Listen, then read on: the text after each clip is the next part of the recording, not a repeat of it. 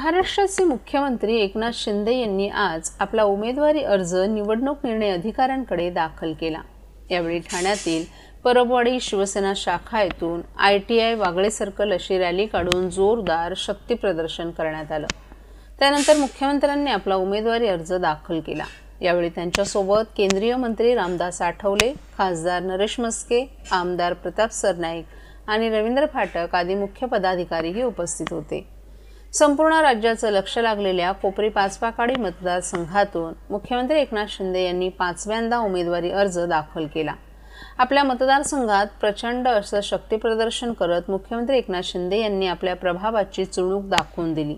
यावेळी केंद्रीय मंत्री रामदास आठवले, खासदार नरेश मस्के, आमदार प्रताप सरनाईक, माजी आमदार रवींद्र फाटक, मीनाक्षी शिंदे, RC पाटील यांच्यासह अनेक महायुतीचे नेते उपस्थित होते। मुख्यमंत्री एकनाथ शिंदे यांनी आपले गुरु धर्मवीर स्वर्गीय आनंद दिघे यांचं आनंद आश्रमात जाऊन दर्शन घेतलं। संत एकनाथ महाराज यांचे वंशज योगीराज महाराज गोसावी यांनी ठाण्यात येऊन एकनाथ शिंदे यांना शुभ आशीर्वाद दिले। तत्पूर्वी घरातून निघताना पत्नी लता शिंदे आणि सून वृषाली शिंदे यांनी मुख्यमंत्र्यांचं औक्षण केलं। त्यानंतर मुख्यमंत्री एकनाथ शिंदे यांच्या शक्ती प्रदर्शनाला सुरुवात झाली। अनाथांचा नाथ एकनाथ या गाण्यावर सर्व कार्यकर्ते भारावून गेले होते। रॅलीमध्ये अभूतपूर्व अशी गर्दी झाली होती। सर्व वातावरण भगवमय झालं होतं। राष्ट्रवादी, भाजप, RPI यांच्यासह महायुतीचे सर्व स्थानिक नेते आणि कार्यकर्ते या रॅलीत सहभागी झाले होते। रस्त्यावरील या गर्दीमुळे वाहतूक कोंडीही मोठ्या प्रमाणावर झालेली दिसून लागली। वागळे इस्टेटमधील गल्लीतून ही जोरदार शक्ती प्रदर्शन करत मुख्यमंत्र्यांनी कोपरी पाचपाकाडी हा आपला बालेकिल्ला कसा आहे हे पुन्हा एकदा शक्ती प्रदर्शनातून दाखवून दिलं। यानंतर मुख्यमंत्री एकनाथ शिंदे यांनी निवडणूक अधिकाऱ्यांकडे आपला उमेदवारी अर्ज दाखल केला।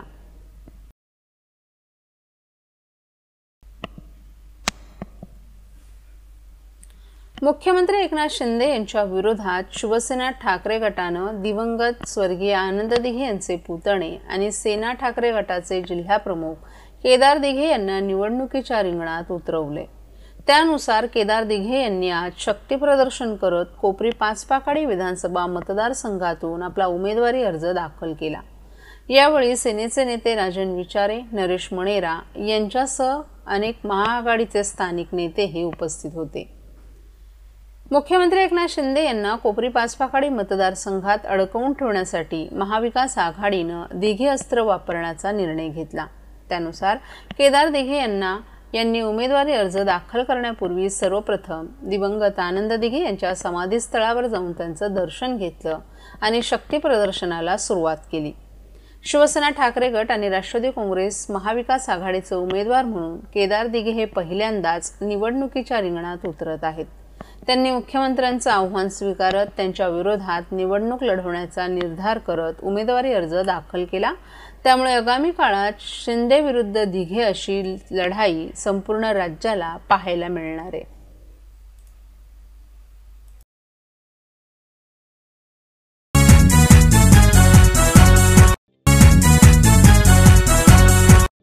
महाराष्ट्रातील भगिनींना आधार देणारी राज्य शासनाची मुख्यमंत्री माझी लाडकी बहीण योजना।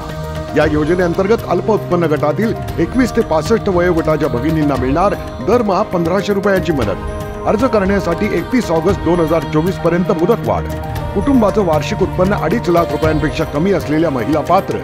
कुटुंबाकडे पिवळं किंवा केशरी रेशन कार्ड असल्यास उत्पन्नाचा दाखला आवश्यक नाही। पांढरं रेशन कार्ड असेल किंवा रेशन कार्ड नसेल तर कुटुंबाचं वार्षिक उत्पन्न 2.5 लाखांपेक्षा कमी असल्याचा दाखला आवश्यक। योजनेसाठीचा ऑनलाईन अर्ज नारी शक्ती दूत ॲपवरून किंवा पोर्टलवर भरता येईल। ज्या भगिनींना ऑनलाईन अर्ज भरता येत नसेल त्यांच्यासाठी अंगणवाडी, ग्रामपंचायत, वॉर्ड ऑफिस, सेतू सुविधा केंद्रामध्ये किंवा आशाताई बचत गटाच्या CRP यांची मदत उपलब्ध। आता आपल्याला अभिमानाने म्हणता येईल, सुखी आणि सुरक्षित आहे माझी लाडकी बहीण।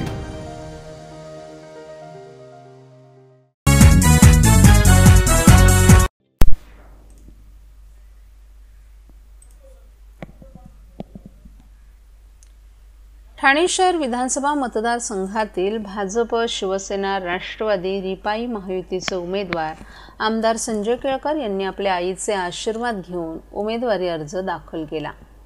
आज दीपावलीच्या वसुबारसेच्या शुभदिनी केळकर यांनी घंटाळी देवी मंदिरात सहकुटुंब देवीचं दर्शन घेतलं. त्यानंतर सकाळी निघालेल्या भव्य मिरवणुकीत उपमुख्यमंत्री देवेंद्र फडणवीस यांच्यासह केंद्रीय मंत्री कपिल पाटील, आमदार निरंजन डावखरे, भाजप जिल्हा अध्यक्ष संजय वाघुरे, शिवसेना ठाणे शहर प्रमुख हेमंत पवार, ठाणे शहर विधानसभेचे प्रमुख सुभाष काळे, माजी नगरसेवक नारायण पवार, कृष्णा पाटील, सुनीत जोशी, मृणाल पेंडसे, संदीप लेले, परिवहन समिती सदस्य विकास पाटील, हाऊसिंग फेडरेशनचे अध्यक्ष सीताराम राणे, सचिन पाटील, महेश कदम, डॉक्टर राजेश मडवी आदींसह महायुतीचे पदाधिकारी, कार्यकर्ते आणि हजारो हितचिंतक आणि नागरिकही मोठ्या संख्येने उपस्थित होते.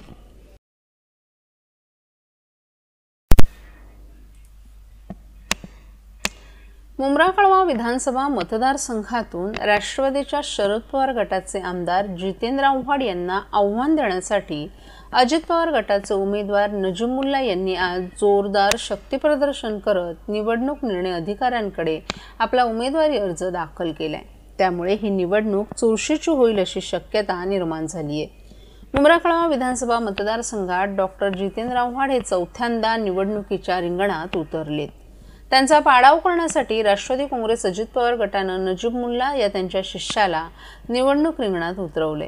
गेल्या काही वर्षातील दोघांमधील वाद सर्वज्ञात असल्यामुळे कळवा मुंब्रा मतदारसंघात आव्हाड विरुद्ध मुल्ला अशी लढत निर्माण करण्यात आली आहे. त्यांना शिवसेना, शिंदे गट आणि भाजपनं पाठिंबा दिलाय. त्या अनुषंगानं नजीमुल्ला यांनी जोरदार शक्तीप्रदर्शन करत उमेदवारी अर्ज दाखल केलाय. त्यांच्यासोबत रॅलीत महायुतीचे कोणी मोठे नेते दिसले नसले तरी स्थानिक शिवसेनेचे गणेश साळवी आणि अन्य काही नेते रॅलीमध्ये सहभागी झाले होते. नगरसेवक म्हणून ठाणे महापालिकेत प्रभाव पाडणारे मुल्ला हे पहिल्यांदाच विधानसभा निवडणुकीच्या रिंगणात उतरलेत. यापूर्वी त्यांनी कोकण पदवीधर मतदारसंघाची निवडणूक लढवली होती.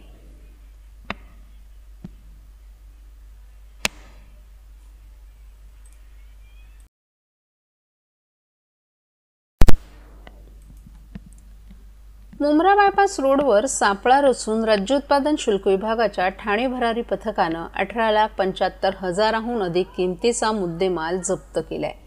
तसंच या प्रकरणी सूरज इंदाराम मेघवाल आणि रामलाल डवराराम मेघवाल या दुकलीला शनिवारी अटक केल्याची माहिती राज्य उत्पादन शुल्क विभागानं दिली आहे. ही कारवाई विधानसभा निवडणुकीच्या पार्श्वभूमीवर करण्यात आली आहे.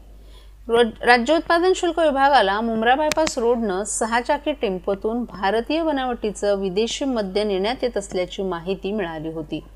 त्यानुसार सापळा रचून संशयित वाहनाची तपासणी केली असता या टेम्पोमध्ये भारतीय बनावटी विदेशी मद्याचे 120 बॉक्सेस आढळून आले.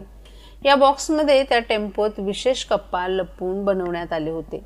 टेम्पोसह तो साठा जप्त करण्यात आला असून मद्याच्या बॉक्सवर केवळ दादरा आणि नगर हवेली येथील विक्रीचा परवाना असल्याचं लिहिण्यात आलं आहे.